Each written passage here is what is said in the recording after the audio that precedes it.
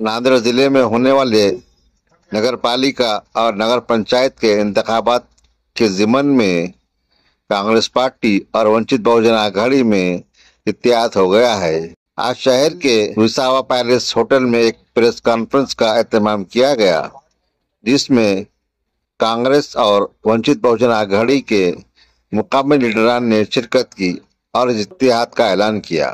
हालांकि इस मौके पर यह वादा किया गया कि ये इत्तेहाद सिर्फ फिलहाल नगर पालिका इंतखाबात और नगर पंचायत इंतखाबात के पेश नज़र किया गया है, जिसके लिए दिसंबर में रायदही अमल में आ रही है और नांदेड़ म्युनिसिपल कॉर्पोरेशन इंतखाबात के लिए फिलहाल इत्तेहाद की कोई इत्तला नहीं मिली है।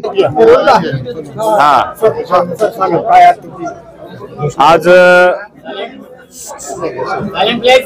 नांदेड जिल्हा काँग्रेस कमिटीच्या वतीने व वंचित बहुजन आघाडीच्या वतीने आम्ही संयुक्त पत्रकार परिषद घेतली आणि नांदेड जिल्ह्यामध्ये होऊ घातलेल्या स्थानिक स्वराज्य संस्थेच्या ज्या काही नगरपालिका, नगर परिषद आणि नगर पंचायत असतील त्यामध्ये वंचित बहुजन आघाडी आणि आम्ही या ठिकाणी सोबत आघाडी करून लढवण्याचा निर्णय या ठिकाणी घेतलेला आहे।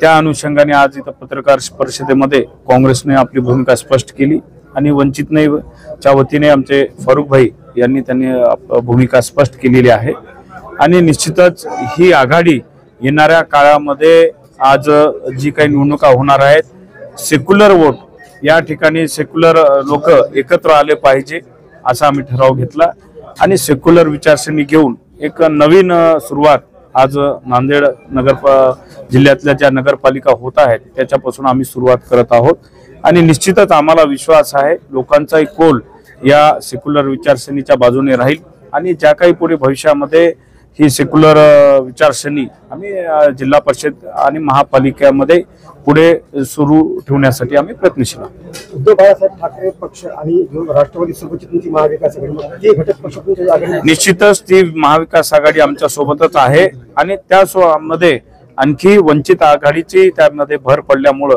निश्चितच येणाऱ्या ज्या नांदेड नगर जिल्ह्यातल्या ज्या महास्थानिक स्वराज्य संस्था होतील आम्ही सर्व ताकदीनिशी पुढे लढून पुढे आम्ही जाणार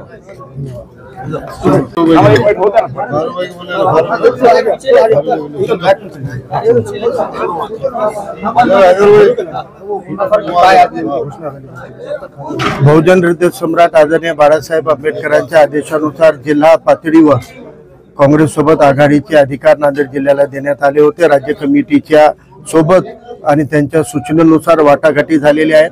या वाटाघाटीनुसार आज वंचित बहुजन आघाडी आणि काँग्रेस पक्ष या दोन पक्षाची येत्या स्थानिक स्वराज्य संस्थेमधल्या 13 नगर परिषद नगरपालिकेच्या ज्या निवडणुका आहेत याच्या युतीची आघाडीची घोषणा आज आम्ही सन्मानाच्या आधारावर करीत आहोत।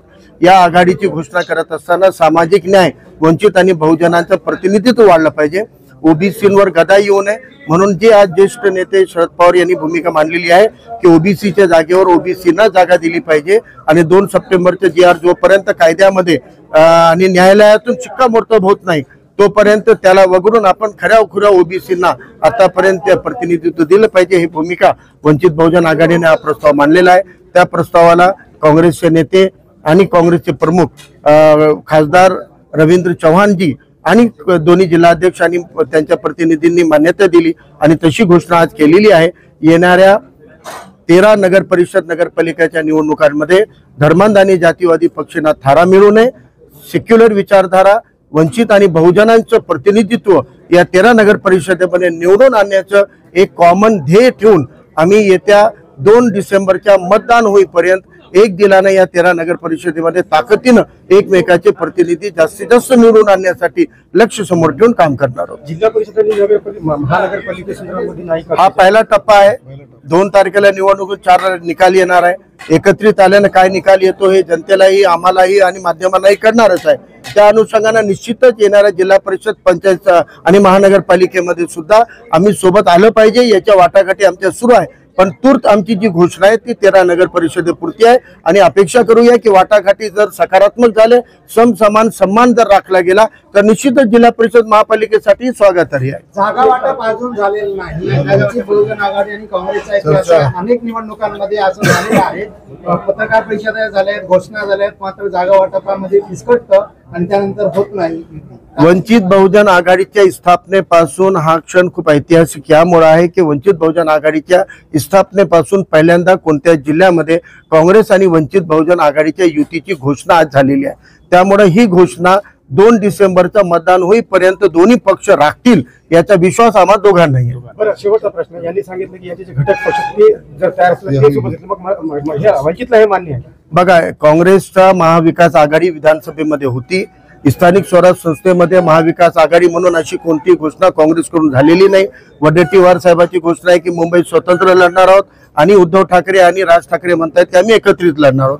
त्यामुळे यांच्यामधलं जे संभ्रम आहे त्याच्याशी आम्हाला काही कन्सर्न नाही आहे. पण आम्ही जिल्ह्याचा विषय आहे म्हणून राज्याच्या महाविकास आघाडीचे जे कन्सेप्ट आणि आघाडी होती ते घटक पक्ष होते, ते जिल्ह्याचं जे नवीन समीकरण आता स्थानिक स्वराज संस्थेचं घडतंय त्यामध्ये सध्या तूर्त आमच्या हिशोबाने 2 पक्षांनी जाहीर केलेला आहे. पुढच्या वाटाघाटीमध्ये करायला तर आम्ही बघू.